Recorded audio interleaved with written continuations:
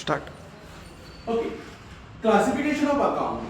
आता जर बघायचं झालं तर 11th मध्ये सर्वात महत्त्वाचं बेसिक अकाउंट शिकत असताना classification of account. Classification of account mainly divided into two type. दोन टाइप मध्ये क्लासिफिकेशन ऑफ अकाउंट डिवाइड केलं जातं. First one personal account, second one impersonal account. Personal म्हणजे एनी पर्सन रिगार्डिंग.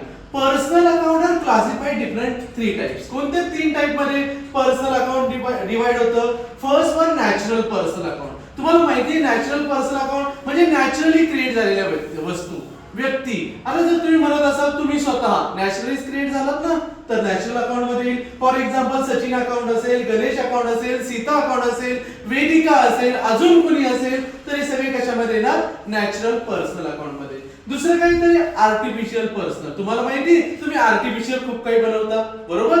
तर आर्टिफिशियल म्हणजे for example मी सांगेल PCMC. माहिती आहे पीसीएमसी म्हणजे काय? Pimpri Chinchwad municipal corporation. कुणीतरी बनवली असेल की नाही, म्हणून ती झाली artificial personal. Bank of India कुणीतरी बनवली असेल की नाही, bank of Maharashtra, state bank of India कुणीतरी बनवली असेल म्हणून ती झाली आर्टिफिशियल पर्सनल अकाउंट.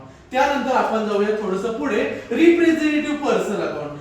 ते रिप्रेझेंटेटिव्ह पर्सनल म्हणजे काय? ते कुणाला तरी रिप्रेझेंट करतंय. For example outstanding expenses. कुणाचे तरी एक्सपेन्सेस आउटस्टँडिंग आहेत, कुणाचे तरी एक्सपेन्सेस तुम्हाला कधी ना कधी द्यायचे आहेत, म्हणून आउटस्टँडिंग एक्सपेन्सेस रिप्रेझेंट करतंय कुणाला तरी, म्हणून ते येणार आहे रिप्रेझेंटेटिव्ह पर्सनल अकाउंट मध्ये. त्यानंतर प्रीपेड असेल किंवा आउटस्टँडिंग सॅलरी असेल. फॉर एक्झाम्पल एखाद्या वर्करची सॅलरी देणं रिमेनिंग आहे, तर आपण लिहितो आउटस्टँडिंग सॅलरी. त्याचं प्रत्येक वेळी नाव राईट करतो का? नाही, कारण की ती रिप्रेझेंट करते त्या पर्सनला, म्हणून आपण तिथे येतो रिप्रेझेंटेटिव्ह मध्ये. जर आपण पर्सनल मध्ये बघितलं तर गोल्डन रूल सर्वांना माहिती पाहिजेच पर्सनल अकाउंटचा. तर काय गोल्डन रूल आहे पर्सनलचा?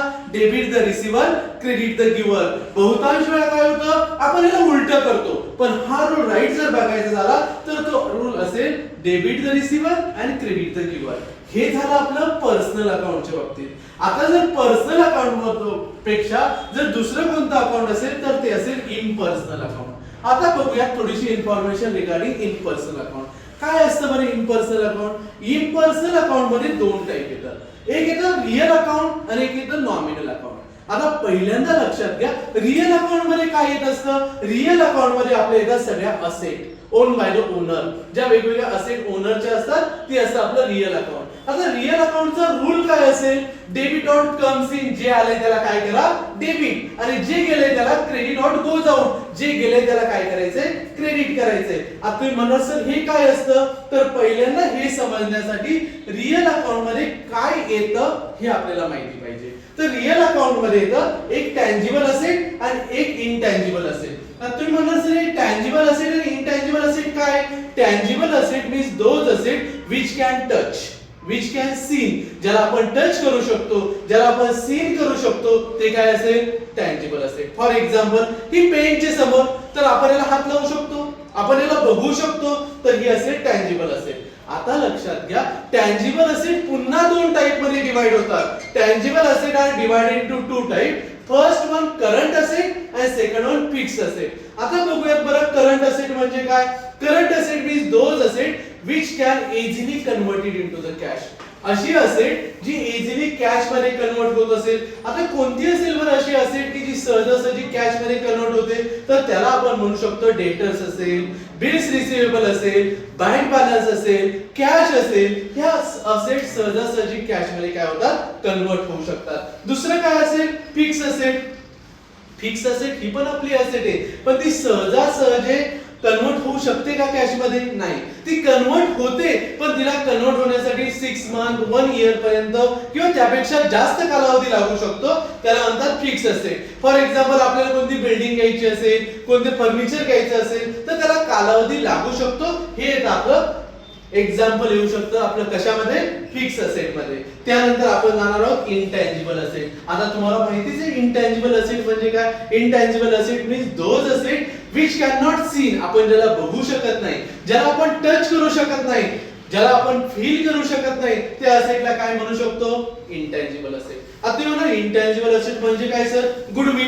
आता मला सांग कोणते बिझनेस असेल त्याची रेपुटेशन बघू शकतो का आपण, दिसत नाही. ती असते पण दिसत नाही. बहुतांश कंपन्या त्यांचं गुडविल सेल करतात पण गुडविल काय असतं, इंटँजिबल असेट असते. हे आपल्याला माहिती होणं गरजेचं आहे की रिअल अकाउंटचे दोन जे मेन टाइप पडतात, टँजिबल आणि इंटँजिबल.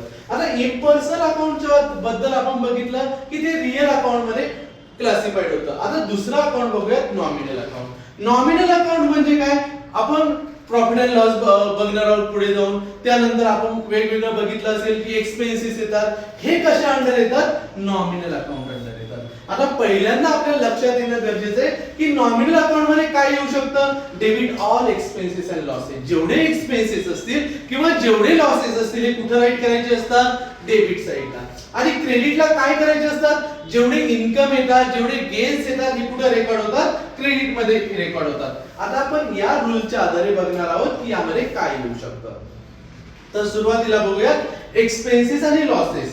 जर आपण एक्सपेन्सेस आणि लॉसेस बद्दल बघितलं तर त्यामध्ये आपण रेंट पेड करतो, तर रेंट येत असेल, रेंट आपले एक्सपेन्सेस आहे. त्यानंतर एक्झाम्पल बघितलं ऍडव्हर्टाइजमेंट, आपण ऍडव्हर्टाइजमेंट साठी पैसे पेड करतो तर ऍडव्हर्टाइजमेंट त्यासाठी येत असेल.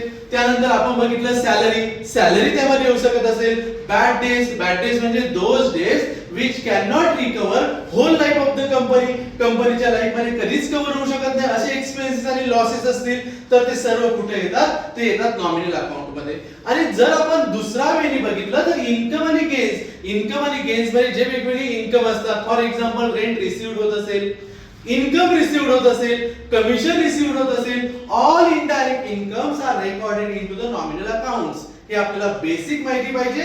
म्हणजे ओव्हरऑल आपण बघितलं तर classification of account are classified main personal account and impersonal.